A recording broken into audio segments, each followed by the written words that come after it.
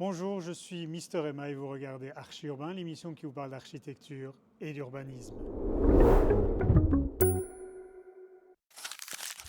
Dans cette émission, j'ai invité l'expert Daniel Devroy à venir parler de l'étanchéité à l'air. Si c'est un sujet qui vous intéresse, on va rentrer très en profondeur pour définir ce qu'est véritablement l'étanchéité à l'air, quels sont les risques également, et qu'est-ce qu'il faut faire dans son habitation pour éviter tout problème lié à l'étanchéité à l'air. Mon métier, c'est de faire des tests d'étanchéité à l'air. Donc ça consiste à pressuriser les maisons pour quantifier la quantité d'air qui s'en échappe.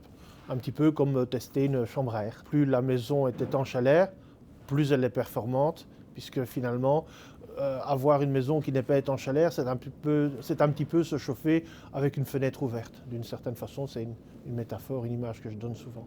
L'étanchéité à l'air, c'est quelque chose qui va impacter plein de choses. D'une part, le confort thermique, l'efficacité énergétique du bâtiment. Ça va impacter aussi un petit peu le bruit. Quand on a un châssis, par exemple, qu'on vient simplement tourner un peu la poignée, donc on vient moins comprimer les joints, il est toujours fermé, on ne sait pas l'ouvrir, on va entendre la rue différemment. Donc l'étanchéité à l'air participe aussi un petit peu à l'acoustique. L'étanchéité à l'air dans les logements, ça va être aussi la propagation des odeurs. Quelqu'un qui cuisine, si entre les logements c'est pas très étanche à l'air, on va le sentir à l'étage au-dessus ou en dessous. L'étanchéité à l'air, c'est aussi des problèmes de condensation. Si on a de l'air intérieur chaud qui finit par traverser l'isolant, il y a de la condensation dans l'isolant. Tu tires de l'air dans la salle de bain en espérant qu'il rentre par la grille que tu as au-dessus de la fenêtre de ta chambre. Si la salle de bain n'est pas étanche à l'air, l'air que tu tires dans la salle de bain, il va sortir par la salle de bain. L'air, c'est une grosse feignasse, il va prendre le chemin le plus court, et il ne va jamais traverser le couloir, passer en dessous de la porte de ta chambre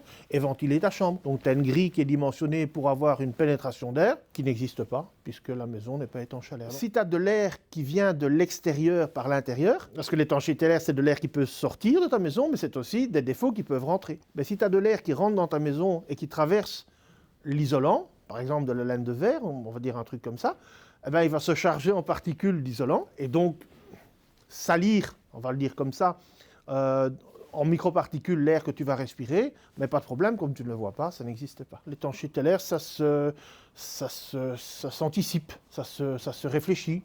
Ça se met en œuvre aussi. L'étanchéité à l'air est souvent derrière le parement, les plaques de plâtre et des choses comme ça. Donc considérer l'étanchéité à l'air une fois que tout est fini, c'est un peu compliqué, quoi. C'est de se rendre compte qu'on n'a pas mis le caleçon alors qu'on a déjà mis le pantalon. L'étanchéité à l'air se mesure. Et donc il y a une différence entre quelque chose qui se mesure et quelque chose qui simplement se pense. Ça impacte la PEB. Et moi je viens pour faire un test à la fin, j'appelle ça un test administratif.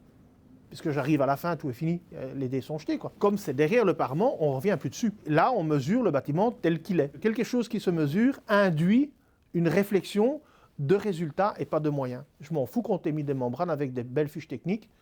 L'idée, c'est qu'il n'y ait pas d'air qui passe, c'est ça le but. Maintenant que les bases sont fixées, j'ai demandé à Daniel Devroy de nous expliquer les points auxquels nous devions faire attention dans la rénovation du La Bonne Heure. Donc l'étanchéité à l'air dans ce contexte-ci devra être un peu très réfléchi parce qu'il y a différents types d'isolation qui vont être proposés pour la façade à rue. Et il y a également une étanchéité à l'air qui va être prévue à l'extérieur de la charpente. Et donc il faut raccorder cette étanchéité à l'air extérieure à l'intérieur parce que l'étanchéité à l'air du bâtiment va être faite à l'intérieur de la rénovation. Et donc il y a un endroit où il faut trouver une liaison entre les deux. Sinon, entre les deux, on a potentiellement un risque de passage d'air. Ça doit être réfléchi. Avoir des planchers en bois ou des planchers en béton, ce n'est pas la même chose au niveau de la durabilité, mais ce n'est pas la même chose non plus au niveau de l'étanchéité à l'air. Alors, les poutres qui sont encastrées dans le mur, on reste avec cette problématique d'une faiblesse potentielle de l'encastrement de cette poutre dans le mur.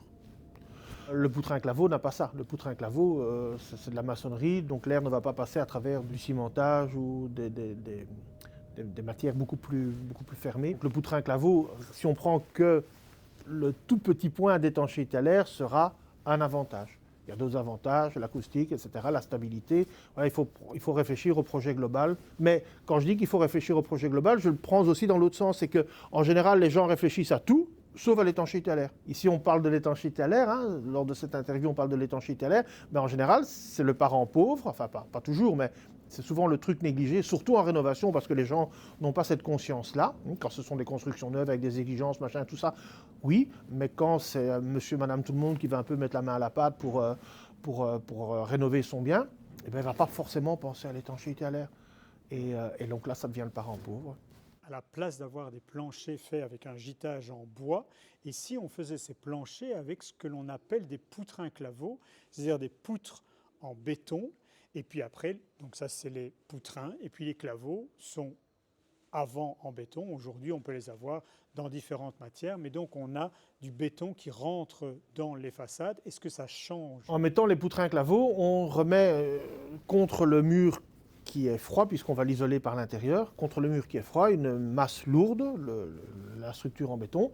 Et donc on va un petit peu comme un balcon qu'on déporte à l'extérieur, mais là on va le déporter vers l'intérieur.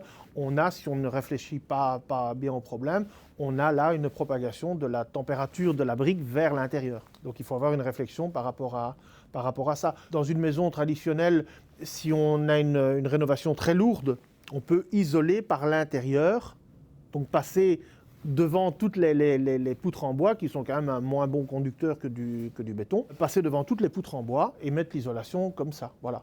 Donc avoir une coupure thermique complète, une espèce de grande, de grande couverture à l'intérieur de la maison. Au début de l'émission, Daniel Devroy a évoqué la problématique de l'acoustique.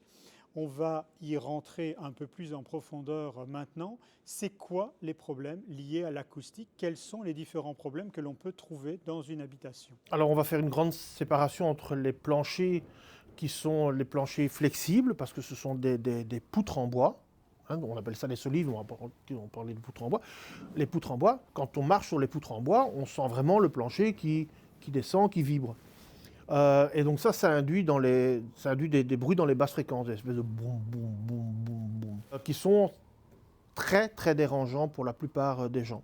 Si c'est du béton, les structures sont beaucoup plus lourdes, on n'a pas cette flexion évidemment dans le béton, sinon il faut s'en courir vite. Mais donc là on a plutôt des choses, quand on laisse tomber un objet, ça va plutôt teinter, ça va faire plutôt quelque chose dans les moyennes et les hautes fréquences, ça va faire des ding ding ding, voilà, ça va faire des boum boum boum. Même le lustre dans les planchers en solive, donc en poutre, le lustre va bouger hein, si la personne marche un peu lourdement. On appelle ça des bruits de choc ou des bruits solidiens. C'est pas le fait de laisser tomber un objet ou de marcher ou de faire des choses comme ça, ou d'offrir à son enfant un petit trotteur. Et ça c'est amusant. Ou d'offrir à son chat une petite balle, ton, ton, ton, ton, ton, ton. C'est comique.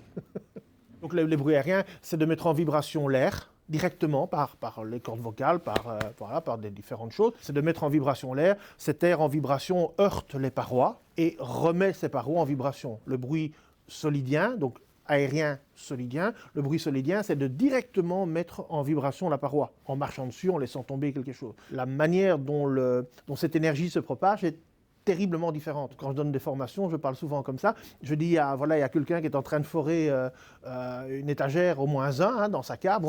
Il fore le gars au +6, ben, il entend toute la maison qui vibre. Quand le gars au -1 qui n'est pas très adroit se fait bobo à son doigt et qui crie très très très très fort, ben, le gars au +6, il n'entend juste pas.